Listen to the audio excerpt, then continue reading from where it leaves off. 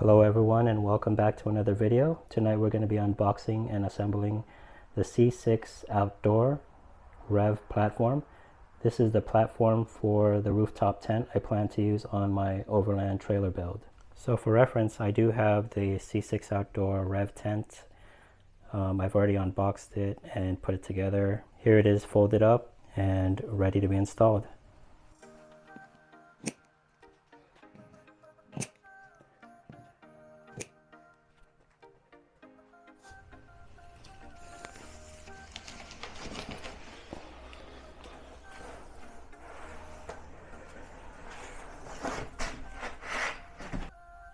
Okay, so it looks like there are two boxes, really neatly packed. One of the boxes actually says to start here.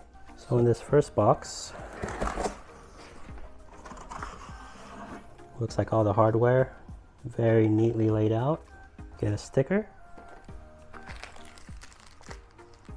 C6 Outdoor wristband. They do include a toolkit, which looks pretty cool. Even has one of those ratcheting wrenches, it looks like. All the hardware is nicely bagged individually, labeled very clearly.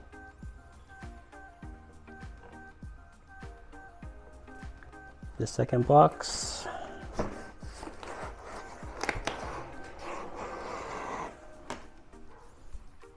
This looks like the ladder.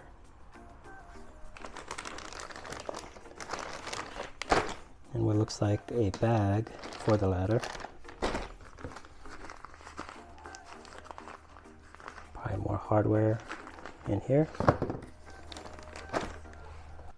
And underneath those two boxes are the extrusions for the frame itself. Very nicely packed as well.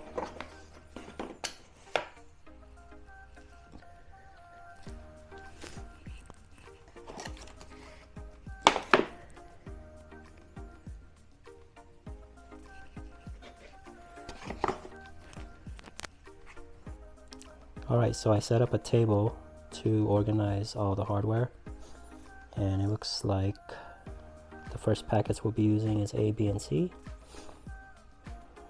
I've also printed out the instruction PDF. Alright, so I laid out the extrusions with no hardware fastened yet. This is just laid out following the instructions. So for this initial part of the assembly, all the outer extrusions should have two tracks on it facing up. We actually start with assembling the platform upside down. So you want to make sure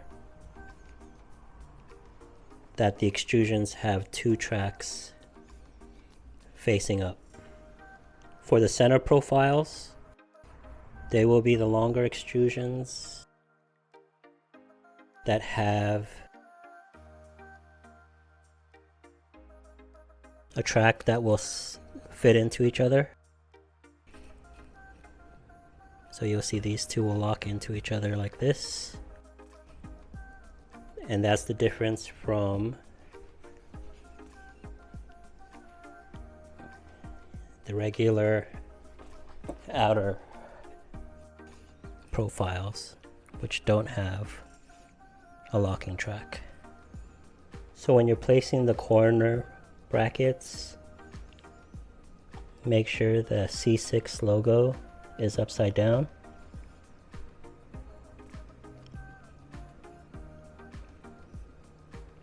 On every single corner. For the slats, there's two types. These are the track slats that have two holes on each end, and all the track slats should be on the same platform. The standard slats have no extra holes on them.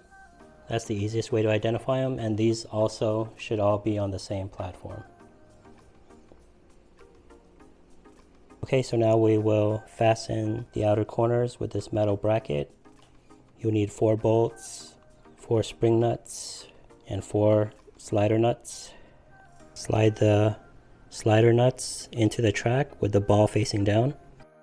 Make sure to follow the orientation of the illustration in the instructions. I used the included Allen wrench to help guide it to where it needs to be. Alright, then I'll get the bolt and spring washer.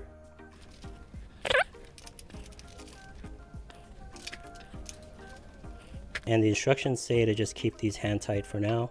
That'll just make it easier to put all the other fasteners on. And we'll repeat it on all 4 outer corners. So all 4 of the outer corner brackets are done. And now it's time to move on to the center corner brackets. So now we'll work on the center corners. The center corners are almost the same as the outer corners, except hinges attached to them. We'll start off with the slider nuts.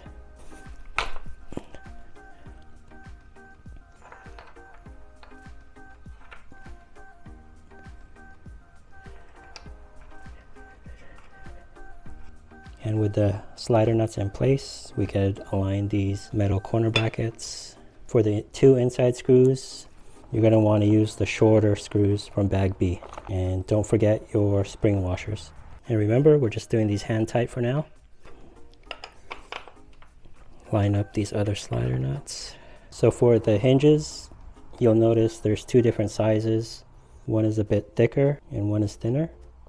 You're going to want to make sure to pair opposites together. So on this side, we use this thinner bracket over here and the thicker bracket over here.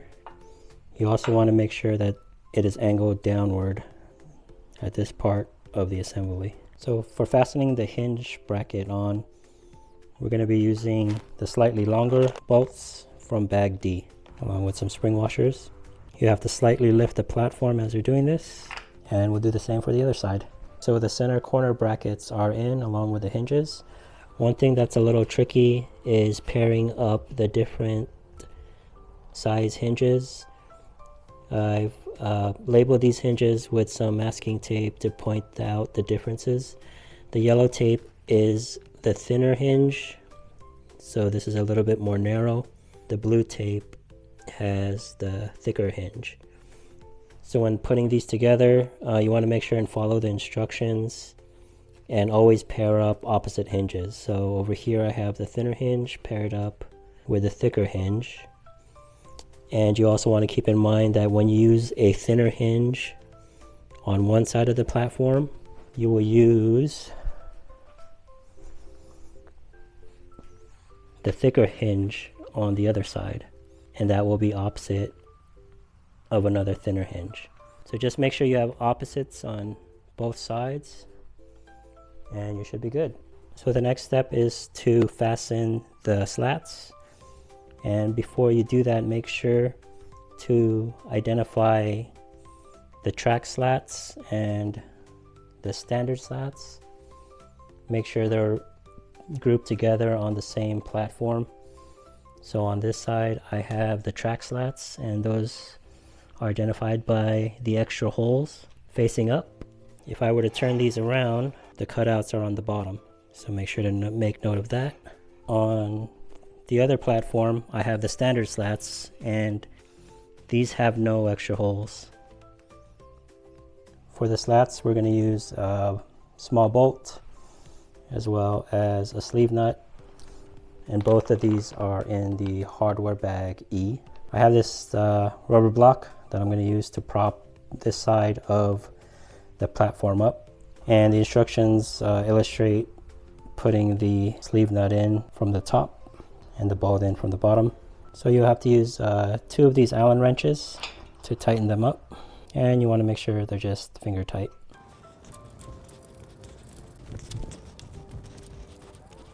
So now all the slats are fastened in.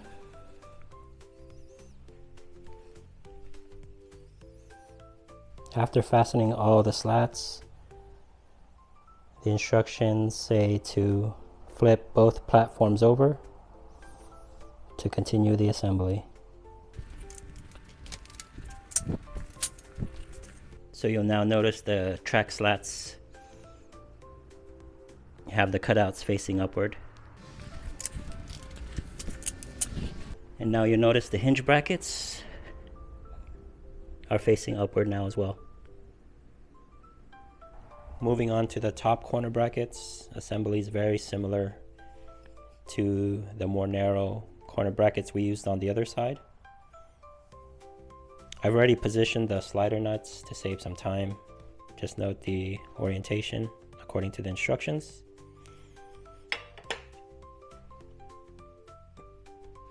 We're using the shorter bolts for these. Don't forget the spring washer.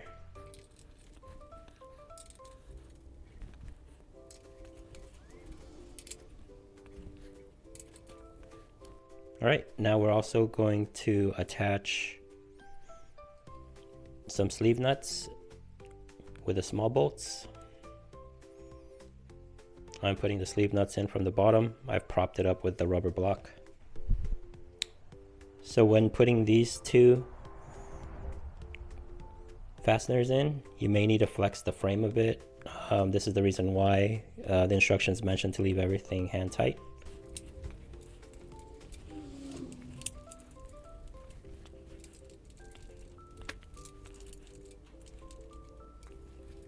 And that's a completed top outer corner bracket.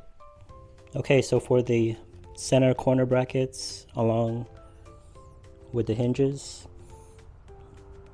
the assembly is a little different. I've already positioned two sliding nuts here, and I'll put sliding nuts here. You have to slide them underneath the hinge bracket and position them. You can use the Allen key to push them in place and line them up.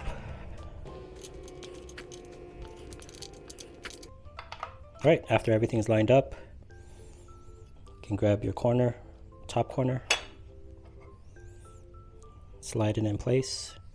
For these two inner bolts, you're going to want to make sure to use the shorter bolts along with spring nuts.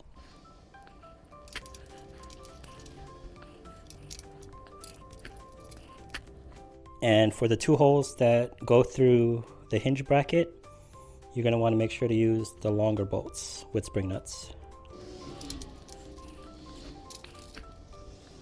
And there's two more fasteners to put in these two holes with the sleeve nut and, whoops, a small bolt.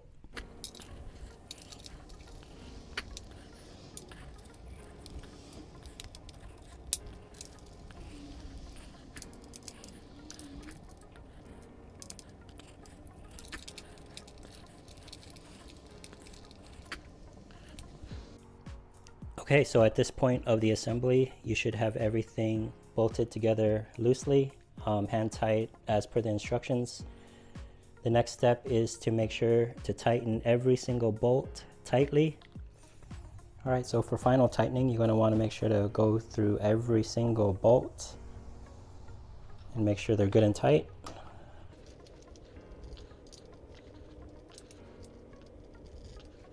You'll need 2 Allen wrenches for the smaller sleeve nuts and smaller bolts.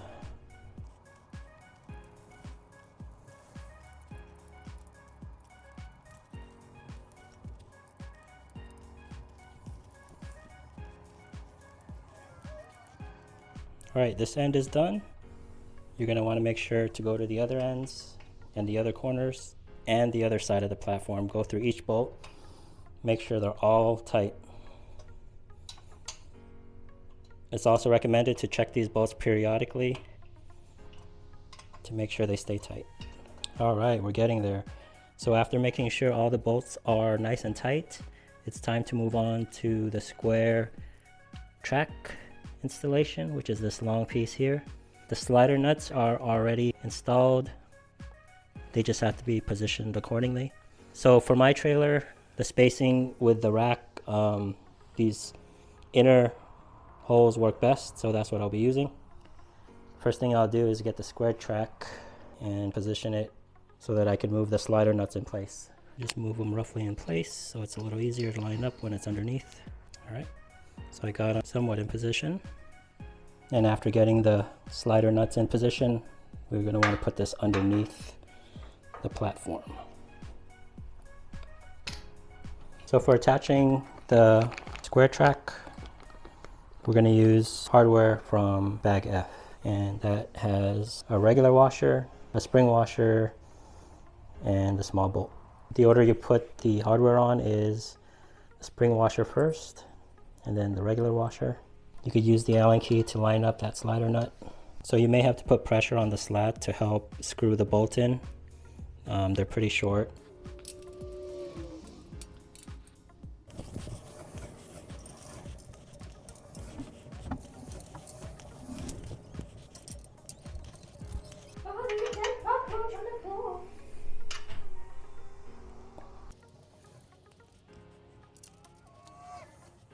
This is how it looks after you fasten the square track. I left them hand tight for now, and I'll adjust them when it gets put on the trailer. Now to do the other side. Okay, so this might be the easiest step in this whole assembly, is to take these rubber bumpers and insert them into that opening in the channel there. Slide them to line up with the end slat. So it's finally time to do the hinges. So you want to make sure the thinner hinge bracket is on the inside of the thicker hinge bracket, like that. And the hardware we'll be using is from Bag G. We have a bolt, 3 washers, and a nut. So we'll put one washer on the bolt first, put it in through the outside. Then you're going to want to put in another washer, then line up the bracket, the third washer, and finally the nut. So it goes the bolt, first washer, the thicker hinge bracket, second washer, the thinner hinge bracket, the third washer, and finally the nut. And we'll use the really cool included 13mm wrench and Allen key to tighten it. So for installing the locks, I've already done one side here. Everything for the locks is in Bag H, and you'll slide the slider nuts into the center of the track right over here. And you're going to position the lock with the 2 holes facing up, so roughly in the center of these 2 slats. And you'll take the small screw, this is a Phillips head screw, along with a small spring washer.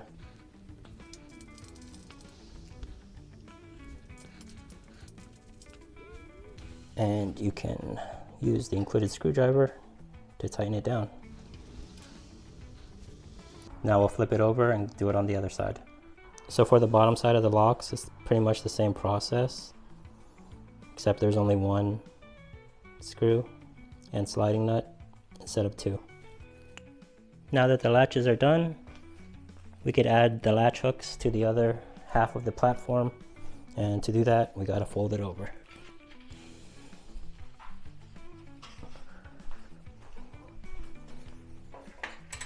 Installing the latch hooks is the same process as installing the latches.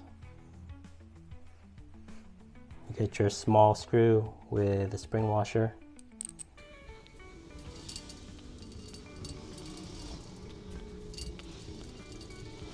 And before tightening it, just line it up with the latch so it's centered.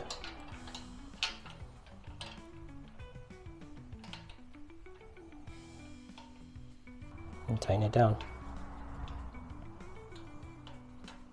Don't go too tight with these Phillips screws. They look like they can strip easily. So this latch is adjustable. To make it tighter, you would twist it clockwise like this. To loosen it, counterclockwise. So this adjustment will probably be easier to do when it's on your vehicle. But just make sure it's nice and snug. With both latches done, now we'll need to open it back up for the last step, and that's to install the ladder latches.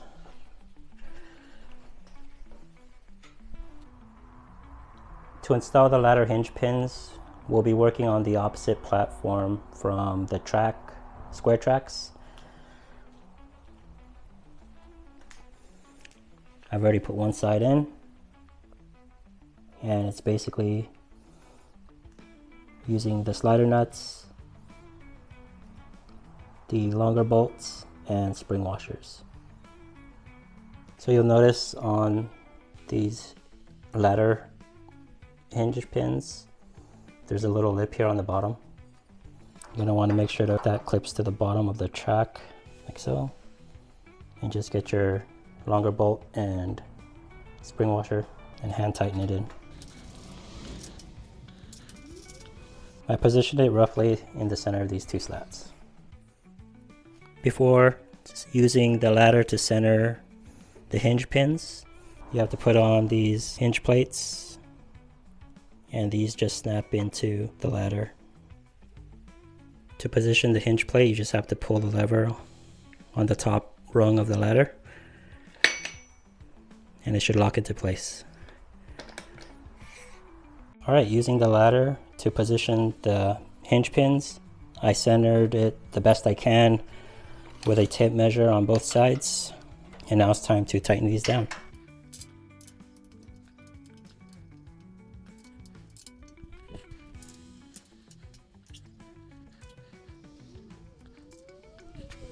Alright, so that is the REV platform assembled.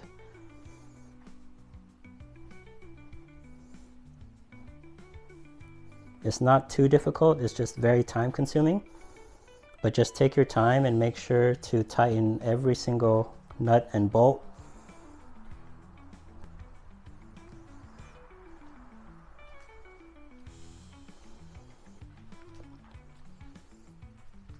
Next, we'll be putting it on the trailer. Good morning. So it's the next day, and I got the platform up on the trailer. So if you see on my previous video, this is a truck bed rack that I modified to fit this trailer. I did the best I could measuring everything and centering it on the rack. Now install the brackets that attach it to your roof rack. Here's what the brackets look like when they're loosely installed. Still have to tighten the bolts. You'll slide in the track bolt. And you'll see I already got this side on. So to fasten the bracket, all you need to do is get the bracket itself. And for my installation, I'm using 2 washers per side and a nylon lock nut. The kit does come with knobs if you don't want to do a permanent install. To start, we'll just loosely fasten the nuts. Alright, now we'll tighten it up.